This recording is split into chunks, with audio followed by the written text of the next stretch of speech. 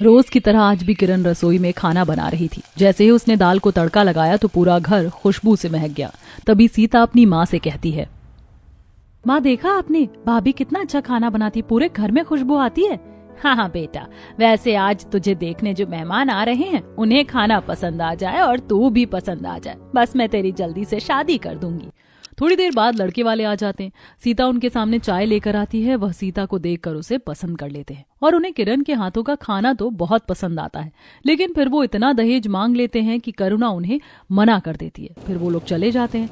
करुणा आज भी उदास होकर अपने कमरे में बैठी हुई थी। तभी विवेक फैक्ट्री से आता है और कहता है, क्या हुआ माँ, तुम उदास क्यों हो? भैया आपको पता है आज माँ सुबह से ही बहुत ज्यादा उदास है। हाँ लेकिन क्यों? आज सीता को कुछ लोग देखने के लिए आए थे, लेकिन दहेज की वजह से उन्होंने रिश्ते के लिए मना कर दिया, बस इसीलिए माँ जी उदास हैं। आपको कितनी बार कहा है कि चिंता करने की कोई जरूरत नहीं है। हमारी सीता के लिए बहुत अच्छा रिश्ता आएगा और मैं अपनी सीता की शादी बहुत अच्छी तरह से करूंगा। हाँ बेटा, अगर तेरे पापा होते तो अकेले तुझ पर इतना बोझ नहीं होता। अकेला तू क्या क्या करेगा बेटा, तुझे घर का खर्च भी तो चलाना होता है। ऐसे ही समय बीत रहा था। एक दिन सीता के लिए एक बहुत अच्छा रिश्ता आया। लड़का गवर्नमेंट जॉब में था। उन लोगों ने सीता को पसंद कर लिया। उसके बाद लड़के की माँ कहती है, अच्छा बहन जी, आपकी बेटी सुंदर है और हमें बहुत पसंद भी है, लेकिन आप तो जानती हैं कि आजकल बेटी की शादी करने में बहुत पैसा लगता है। हमने भी अपने बेटे को इंजीनियरिंग पढ़ाई तो कम से कम एक बाइक तो देंगे ना आप, और 3-4 लाख कैश तो आजकल कोई बड़ी बात नहीं है। बाकी आपको जो दहेज लगे वो दे देना, और रही बात कार की तो वो खुद ही खरीद लेगा। बहन जी, हम तो बहुत गरीब लोग हैं, हमारे पास सिर्फ बेटी है, इसके सिवा कुछ नहीं। यदि आप मेरी बेटी को देखकर रिश्ता करना चाहती हैं तो कर लीजिए। देखिए बहन जी, ऐसा तो नहीं होता, लेकिन आपकी गरीबी देखकर मैं इतना कर सकती हूँ कि आप मुझे बाइक मत देना, लेकिन बाकी चीजें तो आपको देना ही पड़ेगा, वरना अच्छा लड़का कैसे मिलेगा। अब मैं चलती हूँ, आप सोच समझ कर बता दीजिएगा। ऐसा कहकर लड़के वाले उठकर चले जाते हैं। करुणा बहुत दुखी हो जाती है और वो अपने बेटे से कहती है, बेटा तू रुक, मैं अभी आती हूँ। अब करुणा अंदर जाती है और थोड़ी देर बाद वह अपने हाथों में एक पोटली लेकर बाहर आती है और उस पोटली को सभी के सामने खोल कर रख देती है, जिसमें बहुत सारी पुरानी चांदी होती है। करुणा सभी लोगों से कहती है, देखो बच्चों, ये मेरी चांदी है जो मेरी सास ने मुझे दी थी और मेरे मायके वालों ने दिए थे। हम सारी चांदी को बेच देते हैं और उन्हीं पैसों से हम दहेज का इंतजाम कर लेते हैं। माँ जी, बुरा मत मानिएगा, लेकिन अगर आप इन सारी चांदी को बेच देंगी और इन पैसों से दहेज का इंतजाम कर भी लें तो भी हम मेहमानों का खाना और बाकी के खर्चे कहाँ से लाएंगे? हाँ माँ, भाभी सही कहती हैं, हमें किसी भी लालची घर में अपनी बहन की शादी नहीं करनी है। और माँ, आप ही तो कहती हो ना कि रिश्ते संजोग से बनते हैं, तो मेरे भाग्य में जो रिश्ता होगा वो मुझे मिल जाएगा। आप इतनी चिंता क्यों करती हैं? करुणा उन लोगों की बात मान लेती है और लड़के की माँ को फोन करके मना कर देती है। ऐसे ही और भी कई रिश्ते उनकी गरीबी की वजह से कैंसिल हो गए थे। ठंड का मौसम शुरू हो चुका था। आज किरण करुणा के पास आकर कहती है, माँ जी, आज कितनी ठंड लग रही है ना। मैं सोच रही थी कि ठंड के मौसम में मक्के की रोटी और सरसों का साग बहुत अच्छा लगता है, तो आप कहें तो मैं बना लूं। वैसे तो तू जो भी खाना बनाती है बड़ा ही स्वाद लगता है, लेकिन अगर तुझे मक्के की रोटी और सरसों का साग बनाने का मन है तो तू बना ले। अब किरण रसोई में जाती है। पहले तो वो सरसों का साग धोती है और उसे तड़का देकर बघार देती है। पूरे घर में खुशबू फैल जाती है। उसके बाद में वह दाल चढ़ाती है और मक्के का आटा गूंथने लगती है।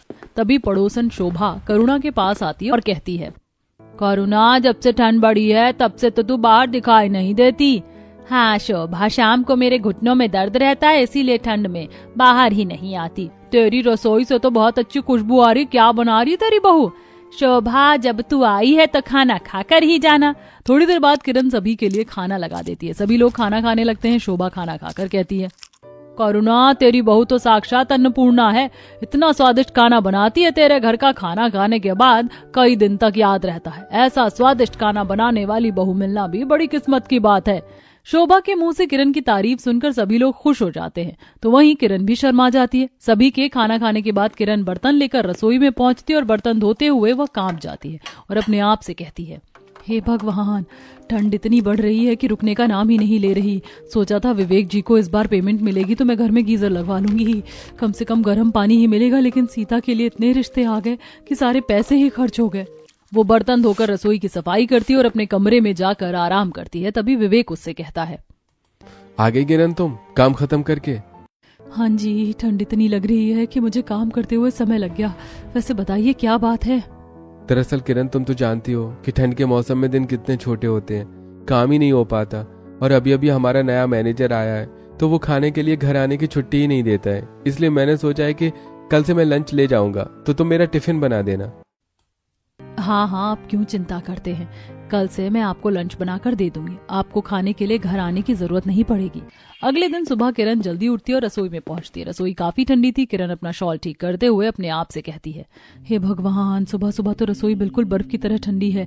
अगर मैंने नल चालू करके काम करना शुरू किया तो मेरे हाथों में खून ही ना जम जाए, लेकिन क्या करूँ, करना तो पड़ेगा। इन्हें लंच बॉक्स दो देना है।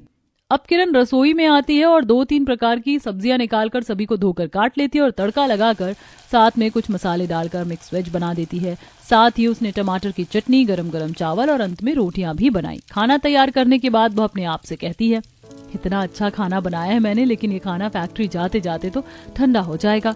अरे हाँ, याद आया, मुझे दहेज में एक थर्मस वाला टिफिन मिला था। ऐसा करती हूँ, खाना उसी में रख देती हूँ ताकि दोपहर तक खाना गर्म रहे।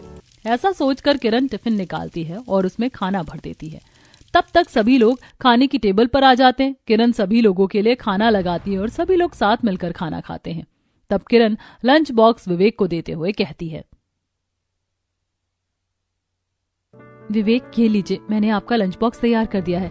आप इसे लेकर जाइए और खाना खा लीजिएगा, बचाकर मत लाइएगा। विवेक लंच बॉक्स लेकर फैक्ट्री चला जाता है। फैक्ट्री में काम करने के बाद दोपहर में लंच टाइम में विवेक अपने दोस्तों के साथ बैठकर अपना लंच बॉक्स खोल रहा था। तभी कमल कहता है, विवेक, तेरे लंच बॉक्स से तो बड़ी अच्छी खुशबू आ रही है। मेरा भी मन कर रहा है कि तेरे लंच बॉक्स से थोड़ा सा खाना खा लूं। मैं खा लूं क्या? अरे हाँ हाँ कमल, क्यों नहीं, मेरी पत्नी ने खाना थोड़ा ज्यादा ही रखा है, मैं तुम सबको भी थोड़ा थोड़ा देता हूँ। विवेक अपना लंच बॉक्स खोलता है तो उसका खाना काफी गर्म था। ये देखकर सभी के मुंह में पानी आ जाता है और तरुण कहता है, यार विवेक, ठंडी में गरम गरम खाना खाकर देखकर तो मजा ही आ गया। विवेक ने सभी को अपना खाना दिया और खुद भी खाया। सभी लोग ने विवेक का खाना खाकर बहुत तारीफ की। फिर कमल कहता है, यार कुछ भी कहो विवेक, लेकिन भाभी के हाथों में स्वाद का जादू है। इतना स्वादिष्ट खाना तो मैंने आज से पहले कभी नहीं खाया। अरे हाँ विवेक, कमल सही कहता है। वैसे अगर भाभी इतना स्वादिष्ट खाना बनाती हैं तो तुझे उनकी फूड सर्विस का काम शुरू करवा देना चाहिए। यार भाई, कैसी बातें करता है तू, ये सब अमीरों के काम है। हमें तो 2 वक्त की रोटी मिल जाए वही बहुत है। खाना खाने के बाद सभी अपने अपने काम में लग जाते हैं। शाम को जब विवेक अपने घर आता है, रात को सभी लोग साथ में बैठकर टीवी देख रहे थे, तभी विवेक सभी को बताता है, पता है, माँ आज मेरे दोस्त किरण के बनाए खाने की बहुत तारीफ कर रहे थे। भैया, भाभी इतना स्वादिष्ट खाना बनाती है कि बनाए हुए खाने की तारीफ किए बिना कोई रह ही नहीं पाता। मेरे दोस्त कह रहे थे कि मुझे किरण की लंच बॉक्स सर्विस स्टार्ट करवा देना चाहिए, उसमें अच्छे खासे पैसे की आमदनी होती है। अरे हाँ भैया, आपके दोस्त बिल्कुल सही कहते हैं। ये तो हमने कभी सोचा ही नहीं, हमें इस बारे में सोचना चाहिए। अरे नहीं नहीं बेटा, लंच बॉक्स सर्विस शुरू करना इतना आसान थोड़ी ना है। अच्छे खासे पैसे लगते हैं उसमें और फिर कस्टमर भी ढूंढना पड़ता है। कहीं घाटा हो गया तो वो अलग, जाने दो, ये हम जैसे छोटे मोटे लोगों के काम नहीं है। वो लोग बातें ही कर रहे थे, तभी किरण कहती है, माँ जी आज ठंड कितनी ज्यादा है, मुझे तो नींद आ रही है। चलिए अब सो जाते हैं सब, वैसे भी सुबह जल्दी उठना पड़ता है। फिर सभी अपने कमरे में जाकर सो जाते हैं। ऐसे ही कुछ दिन और बीत जाते हैं। एक दिन दोपहर में दरवाजे पर कोई नॉक करता है तो किरण जाकर दरवाजा खोलती है और वह दरवाजे पर अपनी सहेली नम्रता को देखकर चौंक जाती है और कहती है, नम्रता, तू यहाँ? ऐसा कहकर किरण नम्रता को गले लगा लेती है। फिर वह अपने घर में उसे सबसे मिलवाती है और कहती है, माँ जी, ये मेरी स्कूल की फ्रेंड है नम्रता। हम दोनों ने बचपन में बहुत सारा समय साथ ही बिताया है। मेरी शादी में ये नहीं आ पाई थी क्योंकि ये मुंबई में रह रही थी। शादी के बाद आज मुझसे मिलने आई है। नम्रता बेटा, तुमसे मिलकर बहुत खुशी हुई। ऐसे ही आती जाती रहा करो, किरण का भी दिल लगा रहेगा। किरण बेटा, इसे अपने कमरे में ले जाओ और कुछ खिलाओ पिलाओ। किरण भाभी, आप नम्रता दीदी को लेकर रूम में बैठो, तब तक मैं आप लोगों के लिए चाय नाश्ता लेकर आती हूँ। अब किरण नम्रता को लेकर अपने रूम में जाती है और वह दोनों आपस में बातें करने लगती हैं। तभी सीता वहां पर चाय और नाश्ता लेकर आ जाती है और कहती है, नम्रता दीदी, मैं किरण भाभी के जितना अच्छा तो नहीं बना सकती, लेकिन फिर भी मैंने अच्छे पकौड़े बनाए हैं, खा लीजिए और चाय भी पी लीजिए। अच्छा आप लोग बातें करिए, मैं बाहर बैठी हूँ। ऐसा कहकर सीता वहाँ से चली जाती है और नम्रता किरण से कहती है, किरण तेरी नंद तो बहुत सुंदर है, इसकी शादी के बारे में नहीं सोचा? यार बहुत सारे रिश्ते आए सीता के लिए, लेकिन लड़के वाले दहेज मांगते हैं और मेरे ससुराल वाले इतने अमीर नहीं कि दहेज दे सके, बस इसीलिए बात कहीं जम नहीं रही। यार किरण, तू इतना अच्छा खाना बनाती है कि तू चाहे तो फूड बिजनेस स्टार्ट कर सकती है, फिर तू क्यों नहीं स्टार्ट करती? यार ये बात तो मुझे मेरे पति ने भी कही थी, लेकिन बिजनेस स्टार्ट करने के लिए कुछ पैसे भी तो होने चाहिए और फिर कस्टमर भी तो चाहिए ना। तुझे तो पता है कि मैं किसी को जानती ही नहीं, भला मैं बिजनेस कैसे करूं? और अगर मैं तुझसे कहूं कि मैं तुझे पैसे और कस्टमर दोनों देती हूं तो? क्या तू सच कह रही है? फिर तो पक्का मैं अपना बिजनेस स्टार्ट करूंगी। देख यार, मैं जिस ऑफिस में काम करती हूँ वहां के वर्कर्स को लंच की जरूरत होती है, आखिर यहाँ वहां से खाना ऑर्डर करते हैं वो। जब मैं उन्हें तेरे बारे में बताऊंगी और उन्हें इतना अच्छा खाना मिलेगा तो वो तुझसे ही लेंगे। हाँ यार, फिर तो बहुत अच्छा हो जाएगा। तो तू ऐसा करना कि कल एक सैंपल टिफिन बना कर ले आना, मैं तुझे उन सबसे मिलवा भी दूंगी और तेरी लंच बॉक्स की बात भी करवा दूंगी, और हाँ तुझे एडवांस भी दिलवा दूंगी ताकि तुझे किसी भी प्रकार की प्रॉब्लम ना हो। नम्रता ऐसा कहकर चली जाती है।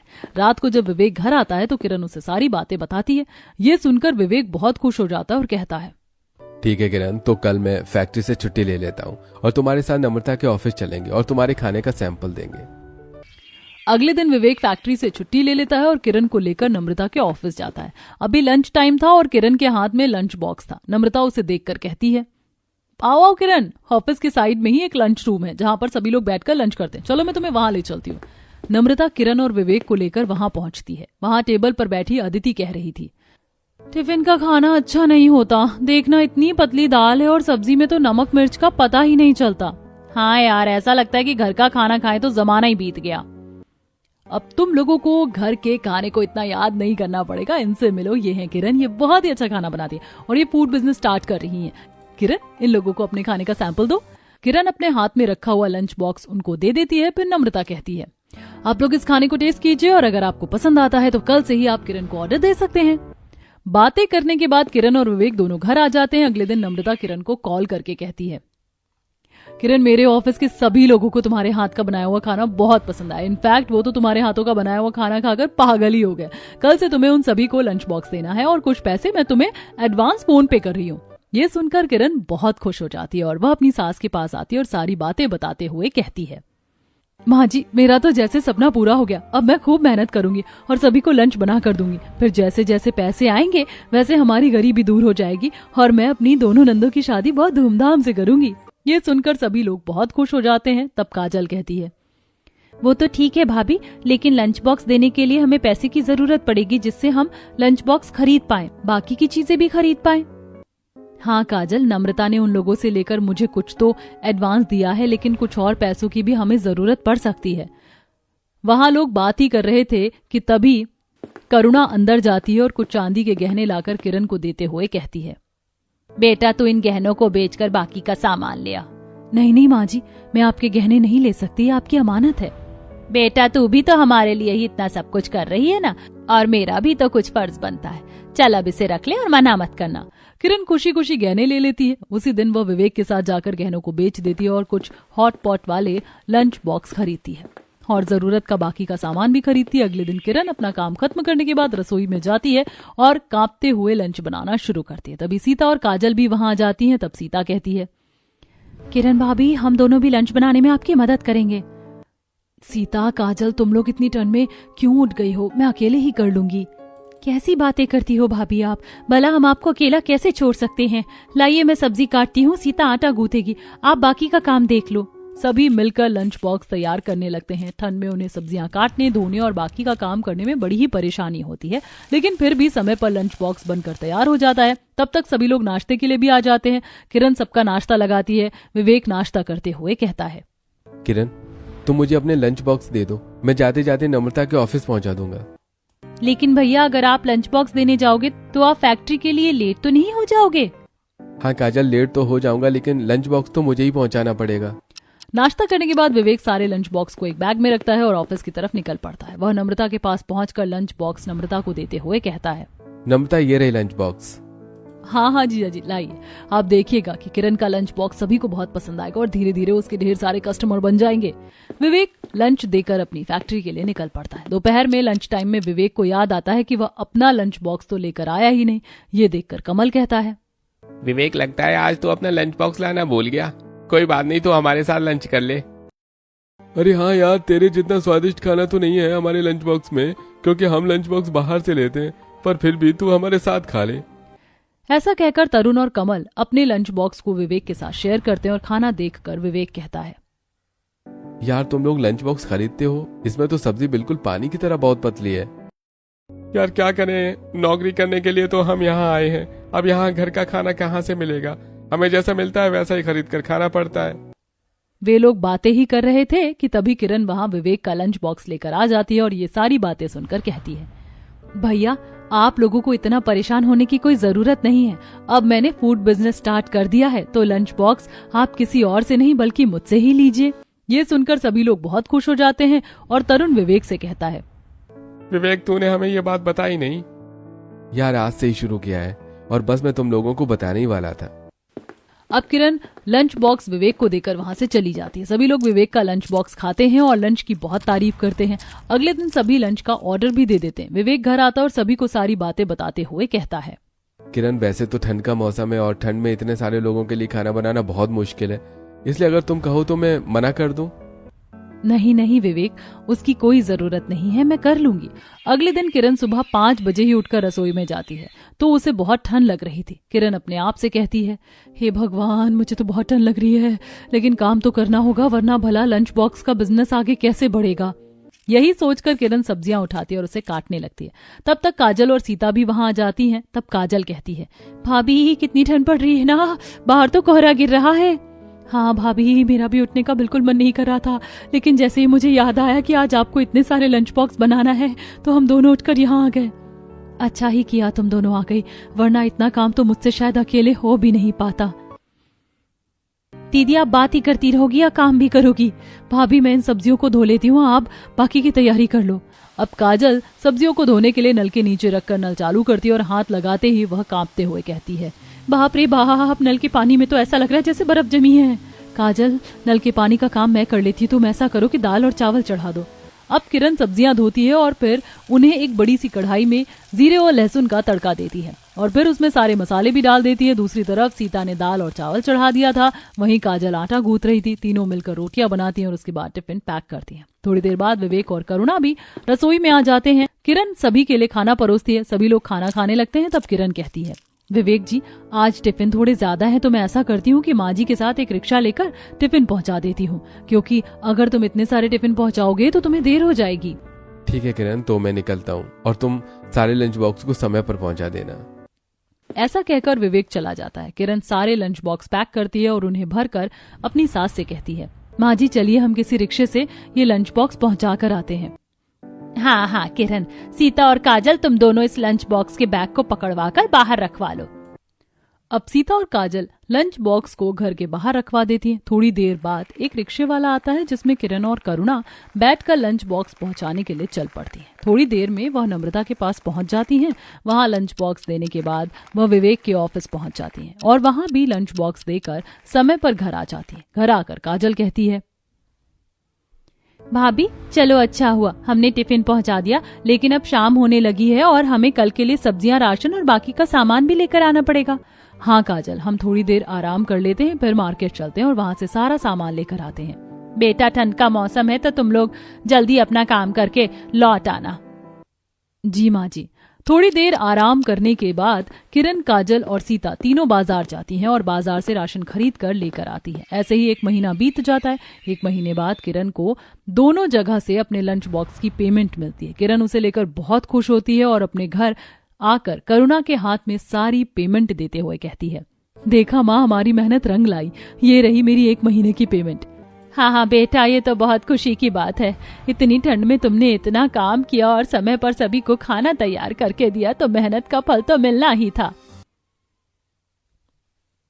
वे लोग ये बातें कर ही रहे थे कि तभी दरवाजे की खटखट होती है। किरण दरवाजा खोलती है तो दरवाजे पर खड़ी औरत कहती है, मैं सविता हूँ। मैंने सुना है कि यहाँ कोई किरण रहती हैं जो बहुत ही स्वादिष्ट बिल्कुल घर जैसा खाना बनाती हैं और लंच बॉक्स देती हैं। हाँ जी, आपने सही सुना है, मैं ही हूँ किरण, बताइए। देखिए किरण जी, मैं एक हॉस्टल की इंचार्ज हूँ। हॉस्टल के बच्चों को बाहर से खाना लेना पड़ता है, तो वो कभी अच्छा होता है तो कभी नहीं होता, बड़ी प्रॉब्लम होती है। क्या आप हमारे हॉस्टल के बच्चों को लंच बॉक्स देंगी? हाँ हाँ, क्यों नहीं, आइए आप बैठिए, बैठकर बात कर लेते हैं। अब किरण सविता को अंदर लेकर आती है और सभी लोग बैठकर हॉस्टल में लंच बॉक्स पहुंचाने की बात कर लेते हैं। सविता कुछ एडवांस देकर वहां से चली जाती है। तब करुणा किरण से कहती है, किरण बेटा, अब तो तुम्हें अपने लिए एक फूड डिलीवरी बॉय रखना ही होगा। माँ जी, मैं भी यही सोच रही थी। ऐसा करती हूँ कि कॉल करके पता करती हूँ, अगर किसी को काम की जरूरत हो तो मैं उसे अपने पास फूड डिलीवरी बॉय की नौकरी पर रख लेती हूँ। वे लोग ये बातें ही कर रहे थे कि तभी विवेक वहां पर आ जाता है और सारी बातें जानने के बाद कहता है, हाँ किरण, मैं एक लड़के को जानता हूँ जिसे काम की जरूरत है और उसके पास अपनी बाइक भी है। मैं कल ही उसे फूड डिलीवरी के लिए तुम्हारे पास भेज दूंगा, तुम बात कर लेना। अगले दिन विवेक ऑफिस चला जाता है। 1 घंटे बाद मोहन किरण के पास आता है और कहता है, किरण भाभी, मुझे विवेक भैया ने फूड डिलीवरी बॉय की जॉब के लिए भेजा है। हाँ हाँ, पहले आप ये बताओ कि आप समय पर सारा खाना डिलीवर कर दोगे ना, और लेट तो नहीं करोगे ना। इस तरह बातें करके किरण मोहन को फूड डिलीवरी बॉय की जॉब दे देती है। अब किरण ने अपने लिए 2 कामवालियां भी लगा ली थी जो उसके काम में उसकी मदद करती थी। अपनी फूड सर्विस का नाम किरण ने अपना लंच बॉक्स रखा था। अब अपना लंच बॉक्स फेमस होने लगा था। एक न्यूज़पेपर पढ़ते हुए काजल जोर से चिल्लाती है, माँ, भैया, भाभी, आप लोग जल्दी यहाँ आइए, आप लोगों को कुछ दिखाना है। सीता दीदी, तुम भी यहाँ जल्दी से आओ। सभी लोग भागकर काजल के पास आते हैं और करुणा कहती है, क्या हुआ काजल, तुम इतनी जोर से क्यों चिल्ला रही हो? वो इसलिए माँ, क्योंकि अपना लंच बॉक्स के बारे में न्यूज़पेपर में न्यूज आई है और देखिए भाभी की फोटो भी छपी हुई है। सभी लोग न्यूज़पेपर में देखते हैं तो सचमुच वहां पर अपना लंच बॉक्स के बारे में खबर छपी थी। उसमें लिखा था कि अपना लंच बॉक्स कॉलेज, हॉस्टल, कारखाने में वर्करों को बहुत कम पैसों में बहुत अच्छा खाना सप्लाई कर रहा है। ये पढ़कर सभी लोग बहुत खुश होते हैं। तब काजल कहती है, भाभी, आप तो सचमुच बहुत फेमस हो गई हो और इस न्यूज़पेपर में ऐड पढ़ने के बाद बहुत सारे लोग, बहुत सारे ऑर्डर्स आपको और आने वाले हैं। अब तो अमीर बनने की तैयारी कर लो। मैं ये सब कुछ अकेले कहाँ कर पाती, ये सब तो हम लोगों ने मिलकर किया है। मैं सोच रही थी कि आज हम सभी लोग ठंड की शॉपिंग करने के लिए मॉल चलते हैं। हमारे पास अच्छा खासा पैसा भी तो है, हम सब मिलकर अपने अपने लिए स्वेटर, शॉल और बाकी की चीजें भी खरीद लेंगे। अब सभी लोग शाम होते ही शॉपिंग के लिए मॉल जाते हैं। सभी अपने लिए गर्म स्वेटर और अलग अलग तरह के कपड़े, चप्पल और जरूरत का बाकी सामान खरीदते हैं। सभी लोगों का बिल किरण देती है। बिल देने के बाद वे लोग बाहर निकलते हैं। तभी नीलेश किरण को देखकर कहता है, हरी किरण, पहचाना मुझे? मैं तुम्हारी कॉलेज का दोस्त नीलेश हूँ। हाँ नीलेश, मैं तुम्हें कैसे भूल सकती हूँ, तुम तो पढ़ाई के लिए अमेरिका चले गए थे ना। हाँ, कुछ दिनों पहले वापस आया और मैंने अब जॉब भी ज्वाइन कर ली है। तभी नीलेश अपनी माँ को मिलवाता है। नीलेश की माँ बातें करने के बाद करुणा से कहती है, बहन जी, आपकी बड़ी बेटी मुझे नीलेश के लिए बहुत पसंद आई है। आप कहें तो मैं आपके घर रिश्ता लेकर आना चाहती हूँ। ये सुनकर करुणा बहुत खुश हो जाती है। अगले दिन नीलेश की माँ और नीलेश रिश्ता लेकर किरण के घर पहुंचते हैं और इस तरह नीलेश और सीता की शादी तय हो जाती है। दिन बीतने लगते हैं और दोनों तरफ शादी की तैयारी होने लगती है। किरण भी अपनी ननद की शादी की बहुत अच्छे से तैयारी करती है। शादी का दिन आ जाता है। सीता दुल्हन बनकर करुणा के पास आती है और कहती है, देखा माँ, भाभी ने जो सोचा वो कर दिखाया। आखिर हमारे जीवन में वो दिन आ ही गया जब आपकी इच्छा पूरी हो गई। ये सुनकर करुणा की आंखों में आंसू आ जाते हैं। वो बड़े धूमधाम से सीता की शादी करके उसे विदा करती है। इस तरह किरण ने अपने लंच बॉक्स सर्विस से न केवल अपना बल्कि अपने परिवार वालों का भी जीवन बदल दिया।